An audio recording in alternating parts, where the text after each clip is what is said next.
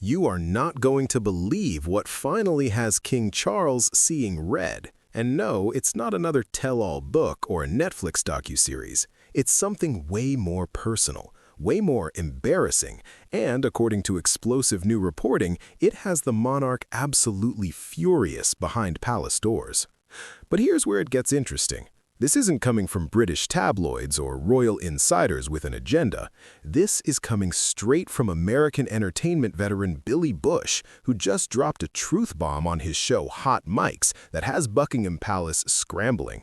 And what he revealed about the Sussex's recent tour to Australia, let's just say it involves taxpayer money, luxury wellness retreats, and a whole lot of commercial hypocrisy that would have made the late Queen see red too. According to sources close to the situation, King Charles is reportedly, and I'm quoting the reporting directly here, pissed off. Now, for a British monarch who was raised to suppress every emotion behind a stiff upper lip, this is basically the royal equivalent of throwing furniture across the room. Billy Bush, who you might remember as the guy who accidentally caught that infamous conversation with Donald Trump years ago, has apparently maintained incredible contacts in the Hollywood royal crossover world, and his exclusive reporting reveals something the mainstream media has been too polite to say out loud. Ready for the first major reveal? The Sussex's Australian tour wasn't just another charitable endeavor. It was allegedly a murky combination of taxpayer-funded security, private commercial events, and what some are calling the ultimate having your cake and eating it too situation. But wait, because this is where the details get genuinely shocking. According to the reporting, Meghan Markle appeared as a guest of honor at a luxury wellness retreat where VIP tickets reportedly cost between $2,700 and $3,200. Her flights, her hotels, allegedly all paid for by the retreat. Meanwhile, in the days prior, she was touring hospitals with security costs reportedly being picked up by Australian taxpayers. So let me get this straight. Taxpayers fund the royal-adjacent protection, private companies fund the luxury accommodations, and somewhere in between, commercial deals are being signed. And if you're wondering whether the palace noticed, let's just say Charles isn't exactly known for missing details like these. Here's the thing that really has royal watchers scratching their heads. The late Queen Elizabeth II famously decreed there's no half in and no half out when it comes to the royal family. You're either fully committed to the firm or you step away completely. Yet, according to this reporting, the Sussexes appear to be operating in this bizarre gray area, where they want the perks of royalty, the security, the public interest, the global platform, without any of the restrictions that come with it. And Charles, well, according to those close to him, he's reportedly moved past sadness and straight into genuine annoyance. But why does that matter? Because annoyance, my friends, often leads to action, and action is exactly what Prince William has allegedly been pushing for all along. Now, before we go further, let me pause here and give you my honest take. As someone who follows this story closely, I've been frustrated watching Charles take the so-called LZ affair approach, basically ignoring the situation, hoping it would improve on its own. Spoiler alert, it hasn't. If anything, the behavior has allegedly escalated. And that brings us to the second major revelation from Bush's reporting, which involves something called the As Ever brand. According to sources, Meghan reportedly trademarked this brand in Australia before the tour even happened. She's allegedly ready to expand her commercial empire there. Yet her team apparently insisted the trip wasn't self-promotional because it included charitable events and mental health talks. Here's my question. If I show up to a charity event in a shirt I'm actively selling online, is that philanthropy or product placement? You tell me. But the hypocrisy doesn't stop there, and this next part is genuinely fascinating. According to the reporting, there have been questions raised about Meghan allegedly earning money from a shopping platform that links to whatever outfit she wears. So when she visits children in a hospital wearing a particular dress, people can supposedly click and she gets a kickback. Now, here's the contrast that really matters. Princess Catherine cannot do that. She cannot monetize her hospital visits. She cannot turn royal-adjacent appearances into commerce. That's what being all in on the royal family actually means. The late Queen understood this instinctively, And according to new reporting from royal author Robert Hardman, she allegedly detected what some close to her described as narcissistic tendencies in Meghan early on. People who were close to the Queen reportedly felt she was deeply disappointed by how carefully planned royal patronages and opportunities were essentially torn up by the couple. And speaking of the late Queen, here's something that royal fans have been waiting years to hear. According to Hardman's reporting, and I want to be very careful with my language here because this is based on what sources close to the Queen allegedly observed, it is said that Her Majesty reportedly recognized troubling patterns in behavior.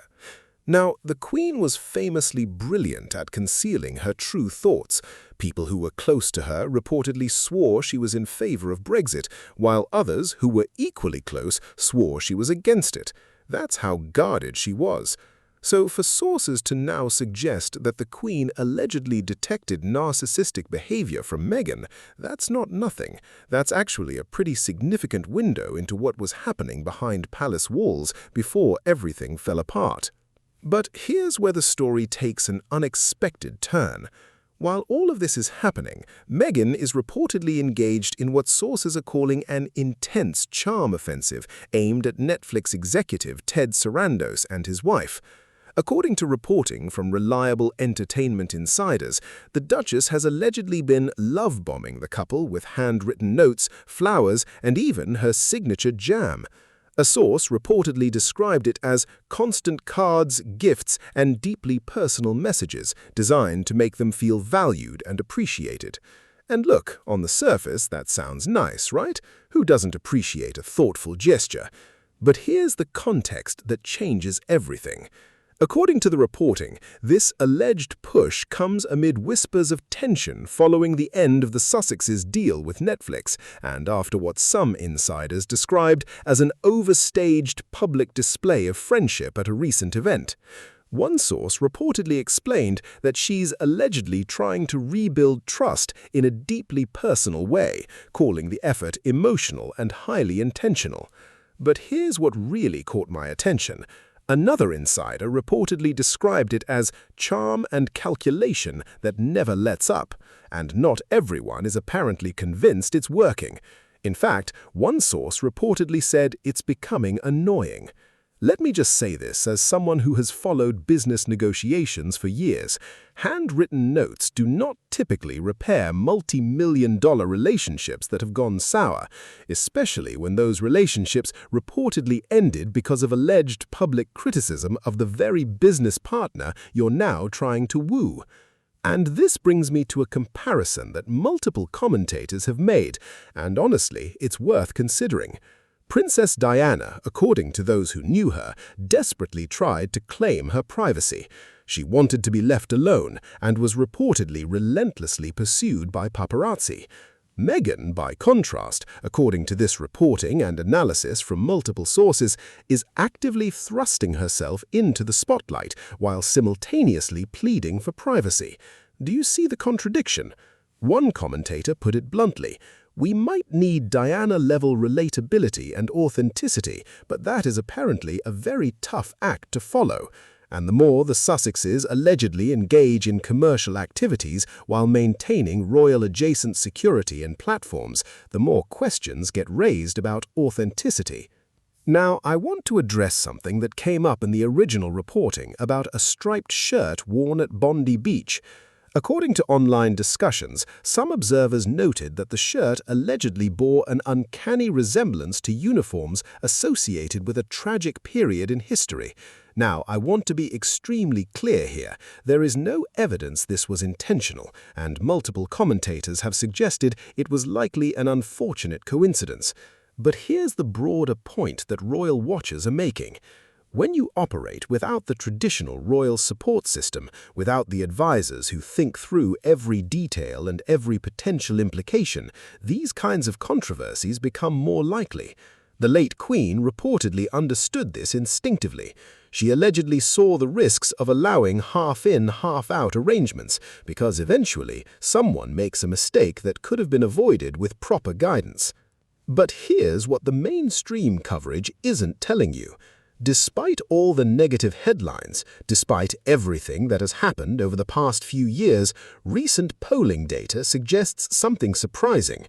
According to YouGov tracking data cited in the reporting, approximately 64% of Britons reportedly support keeping the monarchy. That number has apparently not changed since January. Support for an elected head of state sits at around 24%, up only 1% despite everything that has occurred. Now, as someone who analyzes public opinion, let me tell you why this matters. If you had told me after all the Netflix documentaries, all the interviews, all the books, all the headlines, that support for the monarchy would remain this stable, I would have been skeptical. But the data suggests something interesting. The British public is reportedly distinguishing between the institution of the monarchy and the individuals causing controversy. And this is where Prince William enters the conversation.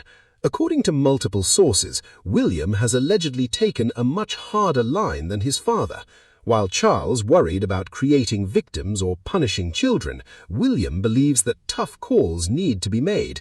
There is reportedly a sense among royal observers that William represents a different generation of leadership, one that might be more willing to make decisive moves. And with his children, Prince George, Princess Charlotte, and Prince Louis growing up, there is reportedly optimism about the future of the institution among supporters. So where does this leave King Charles? According to Billy Bush's reporting, he is reportedly annoyed enough that action might finally be coming. And here's my honest opinion. Good. Being sad hasn't worked. Being passive hasn't worked. Hoping for better behavior hasn't worked. At some point, leadership requires making uncomfortable decisions. Charles reportedly starts a critical state visit to the United States soon, where he will be hosted at the White House. He cannot afford ongoing distractions. He cannot afford continued controversies. And according to those watching this situation closely, the window for patience may finally be closing. As one commentator put it, the whole situation simply doesn't seem organic, and that lack of authenticity, that sense that every move might be calculated for maximum commercial benefit while maintaining royal-adjacent perks, is reportedly what has finally moved King Charles from sadness to something far more dangerous for the Sussexes: actionable annoyance. Whether that annoyance translates into actual consequences remains to be seen, but according to the reporting that broke this story, the murmuring behind palace walls has reportedly shifted from concern to frustration, and frustrated monarchs, as British history has shown, tend not to stay quiet forever.